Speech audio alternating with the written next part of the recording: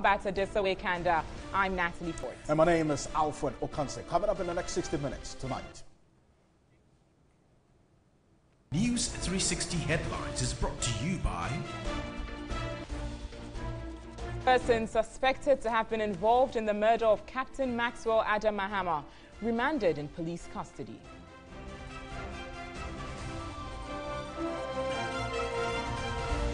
"228 registered candidates from 3 junior high schools in Bunkpurugu District of Northern Region to miss out in this year's BECE due to protracted dispute. Also, President Akufo-Addo challenges African leaders not to rely on donor institutions to decide for the continent where its emphasis of education should be. We should never have to make a choice. Education or higher education. Also in the bulletin this evening, Ghana's natural forest resources dwindling following serious destruction of the environment.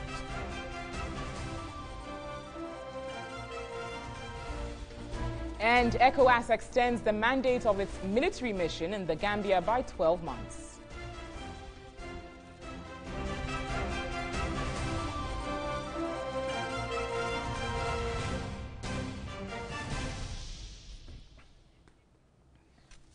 We'll bring you these stories and many more, including business, sports, and entertainment. The next 1 hour. Stay with us here on News 360. My name is Alfred Okanse. Let's go into our first story this evening, where the Accra Central District Court 3 has remanded into police custody 34 suspects for the alleged role in the murder of Captain Maxwell Adam Mahama. The suspects, including 4 women and 2 nursing mothers, have been charged with conspiracy to commit murder and murder. Paraded under heavy police protection, these 34 suspects have for the first time appeared in court. State Prosecutor George Amaka presented the fact of the case and prayed to the court to remand the suspect until the next adjourned date on June 21, 2017. The prosecutor said that would enable them continue the investigations into the gruesome murder. 41 suspects have so far been remanded in police custody. On Thursday, June 1, 7 other suspects who were arrested in connection with the murder were also remanded in Cape Coast. Trial judge Ebenezer Kwekwansa granted the request of the prosecution to remand the suspect. Captain Maxwell Mahama, the commander of the 5th Infantry Battalion Detachment stationed at Diaso, was lynched on May 29, 2017, when some angry youth of the town attacked him, allegedly on suspicion of being an armed robber. He was beaten to death with part of his body burnt. Let's now attention to education now, as 228 registered candidates from 3 junior high schools at Kampatiate in the Bunkpurugu district of the Northern Region are likely to miss out in this year's basic education certificate examination following protracted conflicts in the district. A total of 40,406 candidates comprising 22,170 boys and 18,236 girls from 810 schools are expected to write these exams across the region. Candidates from the Gbingbamoni JHS, Kambadiak Central JHS and Gwangbinak JHS are expected to write the exams at the new center at Gbankuni, which is in the same district. Residents blame the development on protracted conflicts in the district. Residents claim they were assured the first center at Kambadiakte by the District Education Directorate, only to be disappointed this morning when the examination took off. They will not understand why Bankuni, which has only 48 candidates compared to Kambadiakte's 228, has a center. They contended if remedial measures are not put in place, the candidates will be denied their rights to take part in the examinations. Meanwhile, in Tamale, 11 candidates did not show up at Center B and C of the Northern School of Business Center.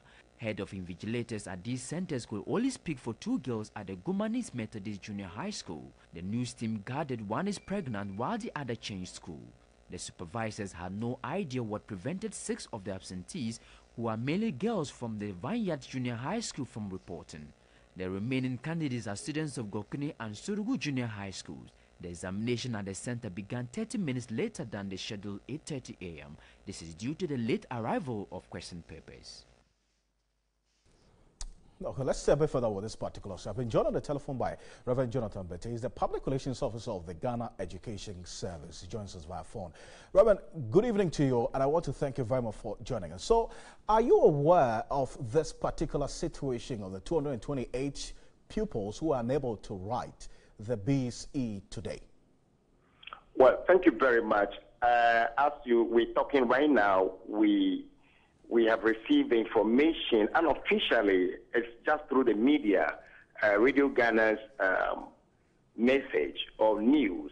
But officially, Ghana Education Service have not yet received any information as to that, about that incident that happened. All right, so now that you are aware, we are telling you that the situation is what it is. What are you going to do about it? Are they going to be giving an opportunity to write the papers that they missed today? Well, thank you very much. What I think we have to do is to wait till we receive an information or a document proving that from the district director or the examination officer what actually happened over there, which should be channeled to the Director General of Ghana Education Service, who will also be liaising with the West Africa Examination Council to decide the necessary step to take. Now, the preliminary information we're getting from the ground is that the Bankoni and the Kampotiate chiefs requested for centers individually. Now, the Bankoni chief had his request met, much to the other side of the Kampotiate, who do not have their request met at the moment. They were requested, or they were told to travel to Bankoni, which is a very long distance, and there was no arrangement made for the students to be bused to the area. Now, if this is the situation, it is no fault of the students. It is much of the fault of the GES. We're not making an arrangement. If that's taken into consideration, are you going to ensure that they are giving the opportunity to write again? I mean, these papers that they missed. Well, as we're talking, let's all understand the fact that the PRO of Ghana Education Service, as I'm speaking to you, cannot take a final decision on behalf of Ghana Education Service without consulting my Director General or reporting this incident to my Director General. Well, before then also, let us understand the fact also that before any examination is written, centers, advanced preparations have to be made, which I believe strongly Ghana Education Service have done and reported to West Africa Examination Council, telling them that this center is ready and the packaging of everything, labeling of question papers to wherever it must go to, will be done or has been done. And if we are about to start examination today, this Monday, before that incident should happen, that the children have not agreed to write over there at the center, I don't think that immediate action could be taken or can be taken to that effect. So all that I know is my Director General of Ghana Education Service will be notified. He will also liaise with West African Examination Council to take a decision together. So it's just premature for us to take a decision that they're going to write or that ends everything for now. Okay, so Reverend, but in a situation like this, what are the alternatives? The case where students are unable to write on the first day. If you get into the situation and there's a possibility, what would be the alternative? Well, if it is a disaster, it depends on whatever happened to prevent them from writing. If it is genuinely made or a disaster that happened, I believe seriously that West African Examination Council would have to set another question, but not the same question for the sake of leakage and examination malpractices. They have to go back to their backup questions and then set the question. If it is decided that they have to write by all means, that step will be taken. But if it is somebody's listeners or decision that I will not write for the sake of whatever happened to the person, I think that ends the person's fate as far as BEC is concerned. Okay, so it means they will be given the opportunity to write. I am not saying they will be given the opportunity to write. It's this current incident that is happening. I'm believing that we need to get the information right from the district director of education and the depot directors through the regional director for us to take a decision, a concrete decision on that, whether they're going to write the examination or that ends it. No, but the point I'm trying to make is, Reverend, and I'll let you go, but I mean, we would want to know if there's going to be a situation where they would be giving the opportunity to write, because from the information we're picking from the ground, it is no fault of the pupils that they couldn't write. No arrangement was made to bus them to the center. So why should they suffer the consequences of this action? Must rely on your information or the district director who is on the ground's information. This all depends on the information that the district director or the report, situational report, that will be coming to the Director General to take a decision. And he alone too cannot take that decision, right, which I know. He has to liaise with the West African Examination Council, with the ministers concerned, to take this. It is a national assignment. Right. Reverend, I would want to thank you. We'll wait to hear from you officially, if you get to know. Reverend Jonathan Bette is the Public Relations Officer of the Ghana Education Service on this situation. Absolutely, Alfred. Interesting response there. But we know that for a total of 468, 35 students are to write the BEC examinations, which began today. So let's just run through the regional breakdown of the BECE for the year 2017 as against the year 2016. The Ashanti region, 93,570 students to write. In the Greater Accra, 85,041. While Central, 50,106 students. And you can see on your screen the Western region is 47,467 students. The Eastern region, 44,319 students, with the Bono Ahafo region expecting 43,744 students to sit the BECE exams for the year 2017, with the Northern region, 38,975. The Volta and Upper East region are also on the screen, with the Upper West region recording 12,051 students expected to write. Now, the total number of candidates, as I mentioned earlier, 468,053 students expected to write the BECE exam for the year 2017, made up of 241,148 male students with 226,905 female students. And these students are going to be sitting in 15,000 schools across the country. And there's a total number of candidates. Let's now move us to the year 2016 for the BECE examination, where the total number of candidates to sit the exam, 461,013 candidates, with 239,963 male, 221,050 females. And that was written in 14,267 public and private schools. And that just gives us a breakdown and a run-through of the year 2016 as against the year 2017. These are the peoples that wrote the exam in those years. So there's about a 7,000 increase absolutely, from that last year to this year. Okay, let's still stay with this, because the Minister of Education says it will not tolerate lateness by invigilators and other officials who are supervising candidates of the BECE examinations. According to the Ministry, offenders would be sanctioned. The Minister of State, Professor Kwesi Yankah, gave the warning when he toured some BECE centers in Accra. Together with the Director General of Education, their first port of call was the Accra High School, where students were busily writing their first paper. Later, the team visited the Achimota Cluster of Schools Center, where candidates from 5 schools were writing their papers. One student was indisposed, but had to finish with the first paper. The team made another stopover at Achimota Junior High School.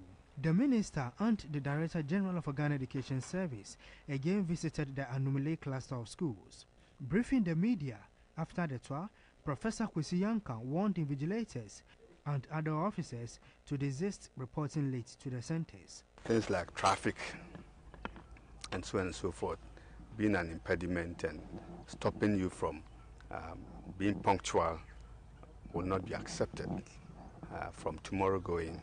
Director General of GES, Professor Pukwa Mankwa, said government has secured funds to pay invigilators after the exams. We're expecting to have paid last week, but you know that these things go through procedures at the finance. They have to make sure that they get their numbers and everything right. So we are very definite that before they finish this week, their monies will be with them. After the first paper, some students shared their experiences. Write a story that ends with the experience, so it's paid to be kind and strangers. So you have to show kind to strangers. Maybe someone is passing by, you don't know, although you don't know the person, you can help the person if he asks for direction or, excuse me, please, can you give me some water to drink? You can serve the person, and maybe it's an angel of God. What's your name? My name is Judith. Judith what? Judith Avumi. How was your paper? The letter writing. Write a story that ends with experience so fast to be kind to a stranger. How can you be kind to a stranger that you don't know? So, like, to me, like I can't be kind to a stranger just like that because he's a stranger. I don't know what he may do to me.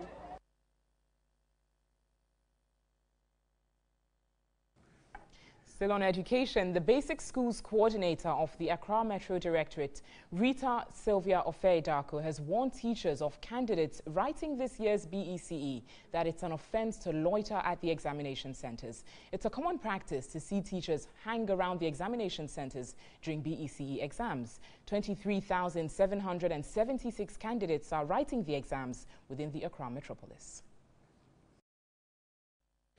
More than 400,000 candidates across the country are sitting for this year's Basic Education Certificate examination at 1,702 centers.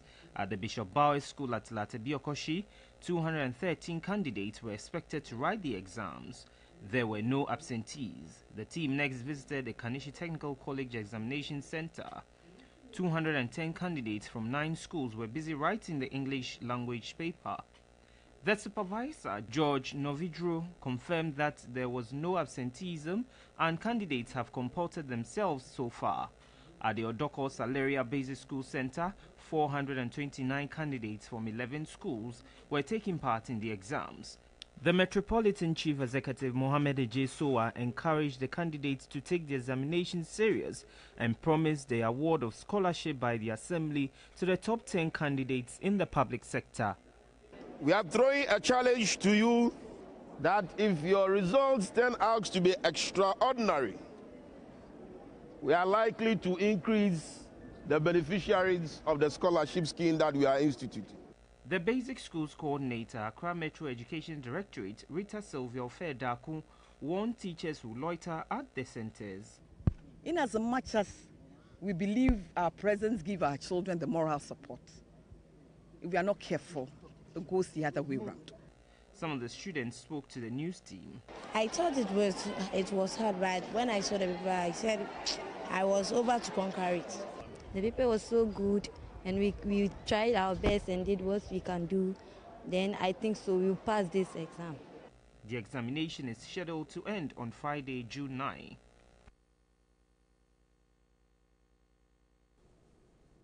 Let's go to the Eastern region where we bring you an update of the situation there. Invigilators and supervisors of the Basic Education Certificate examination have been warned to avoid aiding pupils to engage in any form of examination malpractice. The Eastern Regional Director of Education, Gertrude Mensah, pointed out the rules governing all examinations must be adhered to. Last year, 2 teachers were interdicted for examination malpractice. A total of 44,749 candidates are expected to write the BECE in the Eastern region. The news team was at the Ufuri-Penyin Senior High and Abuakwa State College centers.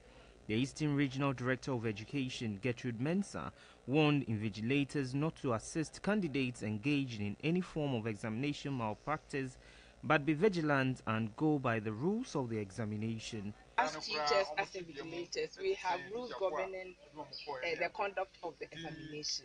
So they had already been trained, and I was just reminding them and cautioning them that at times 1 or 2 will go wayward and try to assist the students. The Eastern Regional Minister, Eric Kwachi-Dafor, encouraged candidates to work hard to pass the examinations to enable them enjoy the free senior high education government intends implementing from September. We have not come to change the status quo immediately. People are thinking that it should be mass push from junior high school into the senior high school. But we are saying no. The system is that you need to qualify. all those who qualify will begin to enjoy the free senior high school. Well, we wish all the students the best in their examinations. Let's now turn our attention away from education to the environmental sector, as despite its rich natural resource, Ghana has been confronted with a lot of activities which deteriorates its natural reserves, ranging from illegal mining to deforestation. These activities pose serious threats to the environment. As the world marks Environment Day, Irene Amesimeku has been looking at the impact of these activities on the environment. Illegal mining, deforestation, pollution and encroachment on forest areas are some activities affecting Ghana's vegetative cover and the environment. As a result, 12.19% of Ghana's forest area is lost yearly. The Achimota forest, for instance, has lost 134.95 hectares, which amounts to 27% of the forest area. Aside the depletion of forest cover, illegal mining activities have also resulted in the pollution of water bodies in the country. Environmentalist and president of Friends of Rivers and Water Bodies, Nana Jumosapon, is calling for a concerted effort towards preserving the environment. These trees are absorbing the carbon and they also breathe out oxygen for us. So by this forest we are getting good air, oxygen to breathe. Without this forest, Accra, there will be too much. There's a lot of pollution in Accra, and it's only this forest which is helping us. So today, as we connect to nature, see the beauty of nature, see the scenery atmosphere, all we are telling people that let's conserve nature. This, he said, would help Ghanaians appreciate the beauty of nature, urging law enforcement agencies to put measures in place to protect the environment. The law enforcers are not helping us.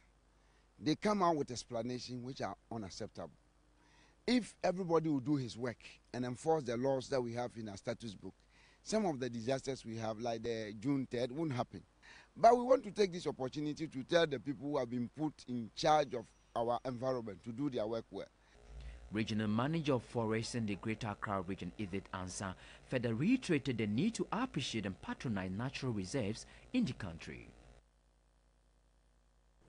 The President, Akufo-Addo, has challenged African leaders not to rely on the World Bank or any other institution to decide for the continent, where the emphasis of educational needs should be. At the 14th General Conference of the Association of African Universities in Accra, he stressed African economies should be run in a way that will enable the funding of education and free from foreign interference. Of African Universities is the apex organization and principle for consultation of information and cooperation among institutions of higher education in Africa.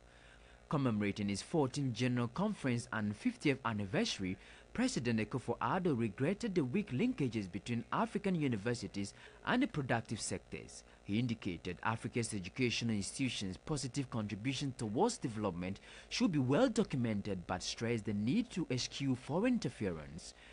We should never have to make a choice between basic education or higher education. We should never have to rely on the World Bank or any other institution to decide for us where the emphasis should be in our education need. The president of the association, Professor Orlando Kilambo, said members will continue to focus on the development of education on the continent and make applied science, engineering and technology priorities. After 50 years of operation, it is important to sit back and take stock of how far we have come in terms of our achievements.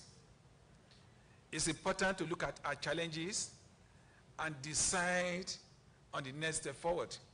A former president of the association, Professor Ishak Oluyede, said it is high time African universities became developmental universities whose focus will lie in the way they impact on its citizens. Even in regions where education seems to be improving in Africa, the impact it should make is not commensurate with the figures in dollars. It represents the high level of education in Africa and supports networking by African institutions to improve the quality of teaching, research, information exchange, among others. This bulletin is streaming live on 3news.com as well as News on TV3 on Facebook and GhanaWeb.com. We'll return with more news shortly. Stay with us.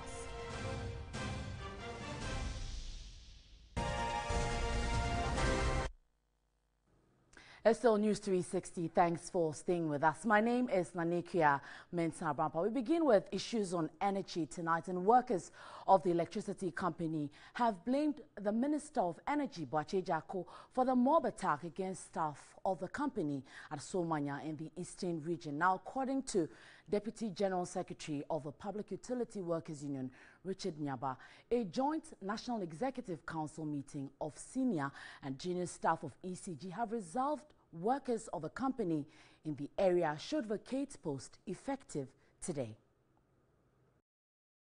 Some residents of Somanya attacked the ECG office in the town following their dissatisfaction with what they described as outrageous utility bills.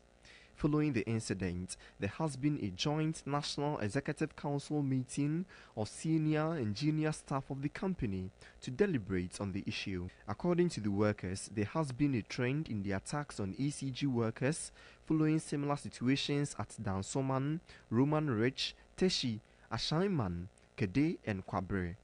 They were attacked on Friday, the 26th of May, and for the fear of their own safety, the workers decided to vacate the place. The ECG workers blamed the recent attack on their staff on statements by the Energy Minister on billing challenges.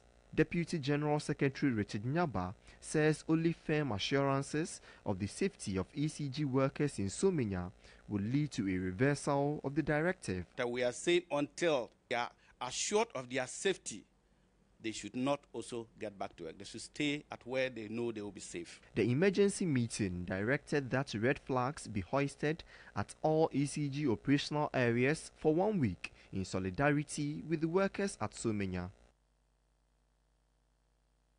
And away from energy, MTN Ghana has launched its 21 Days of Yellow Care 2017 in Accra. The annual staff volunteer program runs across all MTN groups for 21 days in the month of June.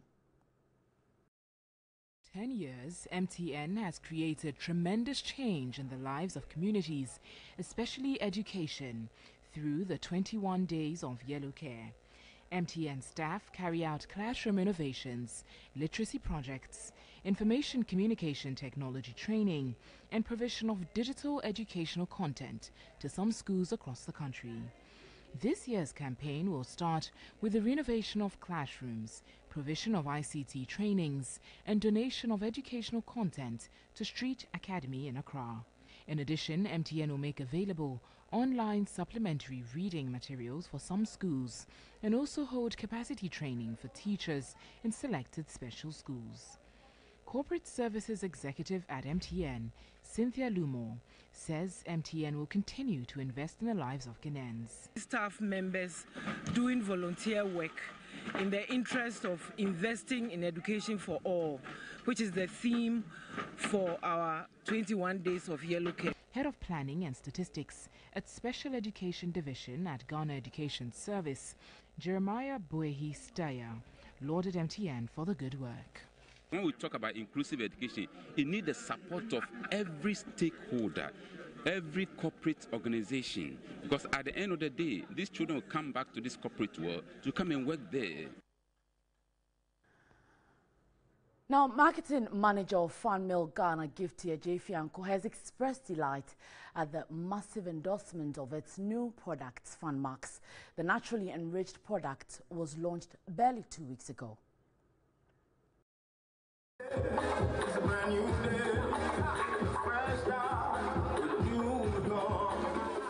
Consumers across the country were at the Fan Max Feel Your Day party.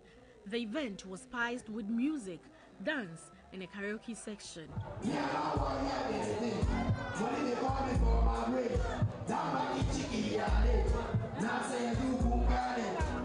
Some patrons also used the occasion to take selfies and videos with their favorite celebrities.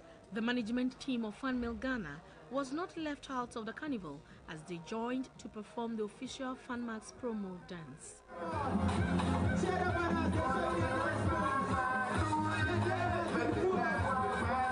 The Fan Max For Your Day party experience was also intended to enable management and staff interact with customers to elicit their feedback on the product. As Fan Mill, Our mission is to enhance the well-being of as many people as possible by offering nourishing, refreshing, and enjoyable products. And for this reason, we constantly seek to innovate. And this innovation is informed by relevant consumer insights. Some customers share their FunMax experience. Compared with the strawberry and the vanilla, I will go for the strawberry. My favorite is the vanilla because it tastes really good and it has a nice and smooth flavor. Honestly, it's obvious that it's great. I have to advise every friend to take it. FunMax, recommended for all age groups, is to be distributed throughout all 5,500 outlets across the country. Well, there's more news on our website. It's 3news.com. My name is Nanikia Mensah-Brampa. Return with more on News 360. Good evening.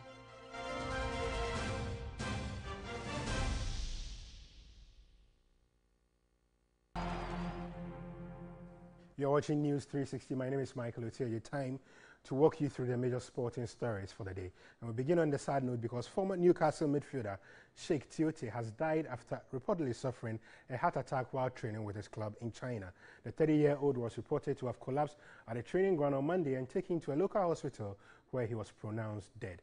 The Ivorian midfielder, whose wife is expecting a baby this week, played 15 times for Newcastle in a 7-year period. He played 52 times as well for his country, Ivory Coast, and was a Nations Cup winner in 2015. The Ivory Coast international joined the Chinese club Beijing Enterprise in January, having spent 7 years at St. James's Park. And as you can see on your screen, a few tributes to Sheikh Tiote, including one from current Newcastle and Ghana midfielder Christian Achu. Expressing his condolence, Achu says he's devastated and saddened by the death of his brother Sheikh Tiote. May Allah grant you Jama, Achu said. There were also tweets from the likes of Yaya Toure and Kole Toure, all urging him to rest in peace.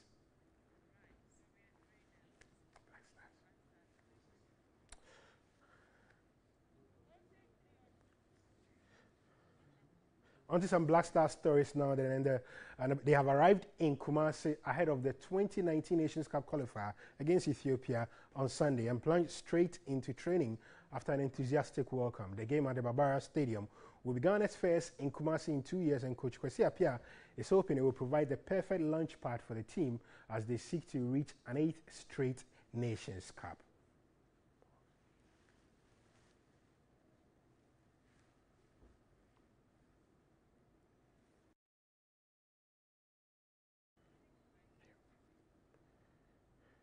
And meanwhile, team captain Asamoah Gyan has told TV3 Sports that the team are desperate to win and get their campaign off to a good start. He told David Taylor about the team's ambitions and his own season at club level. Joined up with the Black Stars on Saturday for training, but is feeling good about the side's chances. Gyan says he is also thrilled to be working with Kwesi Appiah again and hopes the new man's second spell in charge will be much more successful. I know the kind of coach he is. I've worked with him the last couple of years, and then he coming back to the team is another different level altogether. Maybe he learned some mistakes that he did before, and I don't know what he's got on the table right now. But I think he's learned a lot and he's got a lot of experience as compared to the previous years. So we can't wait to work with him. There are those who have questioned Gyan's presence in the team after his recent struggles with injury and dip in form, but he's adamant he still has a lot to give the team. As I always say, me being on the field is the most important thing because I've got a lot of qualities to do the job, so I just need to be fit on the field, and that's it. And that was what I did in the last couple of games, and I'm very, very happy to be back, and then the confidence level is also back.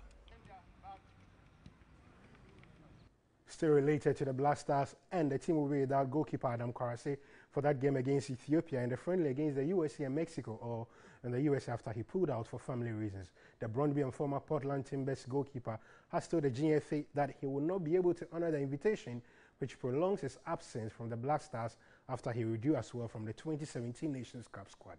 Coach Kwesi Appiah confirmed the news to TV3 Sports, but will not elaborate on the exact reasons for Kwarase's withdrawal. It leaves Appiah with 3 home-based goalkeepers to rely on for that game against Ethiopia and the friendlies in the USA. They include Kotoko's Felix Annan and Richard Ofori of defending champions Wa All Stars. While Apia is adamant the squad can cope with any withdrawals, there will be those concerned about the lack of experience in the goalkeeping department in the side. Apia already dropped first-choice Ghana goalkeeper from the last 3 years, Razak Brahima, and regular backup Fatau Dauda, who was first choice at the 2014 World Cup, leaving Ofori the only member of the present side with any sort of experience at international level.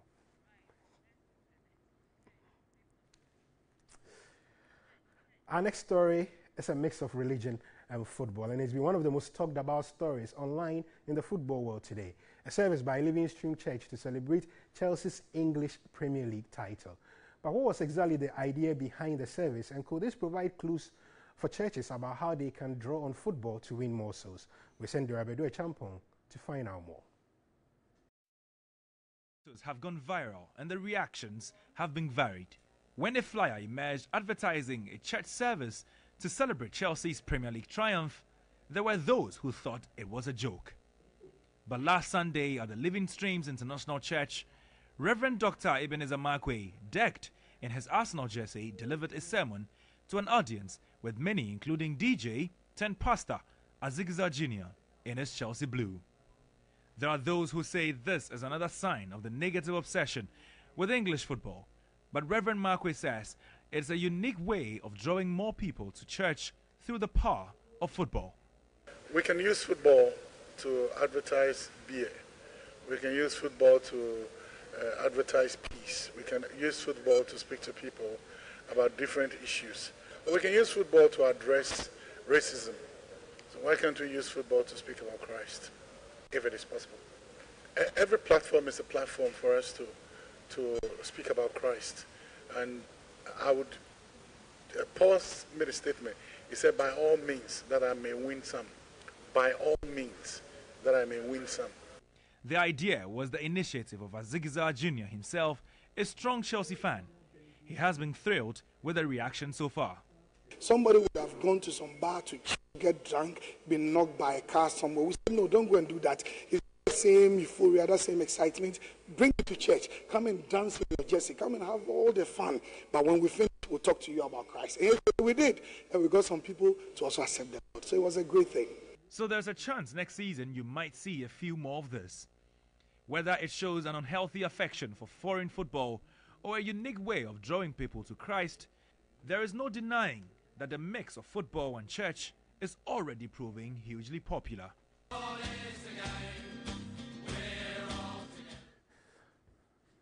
They even played the Chelsea anthem. That's quite a unique church. That's all the sports for now. Tomorrow morning on Sports on New Day, more reaction to Sheikh Tiote's death and updates from the French Open. Discussions have started. We shall be liaising with the appropriate stakeholders just so that we'll look at the possibility of partnering to put out something that probably could speak to the hearts of Ghanaians who are beginning to behave as if they are not Ghanaians. Other actors urged all and sundry to join the clarion call for justice for the late captain. I just got to know that he even acted in some of the series, Kokoro and all that. I didn't even know he was an actor. All I'll say is may his soul rest in peace. May God put him to rest. I don't know Ghanaians to be heartless, you know, so my condolences go out to the family. Yeah, and we should all learn from this, and we need to think before we react. We are scared because we need a conducive atmosphere to ply our trade as performers. This should be condemned in no uncertain terms, and we will do whatever we have to do to ensure that justice is done in this case and all other cases. The former Deputy Minister of Tourism, Culture and Creative Arts, Jifa Gomashi, wants Ghanaians to see the incident as a learning curve and saying no to mob justice. We must learn our patriotism all over again. I think somebody has to teach it all over again, that no Ghanaian, nobody deserves to die like this. It's a learning curve. It's a learning curve for all of us. In other entertainment news this evening, veteran Nigerian singer and songwriter, as well as activist Onyeka Onwenu has condemned the spate of nudity and indecency in music videos released by younger artists. She wants women in the entertainment industry to be bold enough to reject any role that portrays them as sex objects, noting it is heart-wrenching to see young ladies allow themselves to be paraded on television in sultry apparels. Onwenu, who is a former executive director of the National Center for Women Development, however, expressed hope that as the artists grow older, they will experience a change which will transform their lifestyle as well as their music.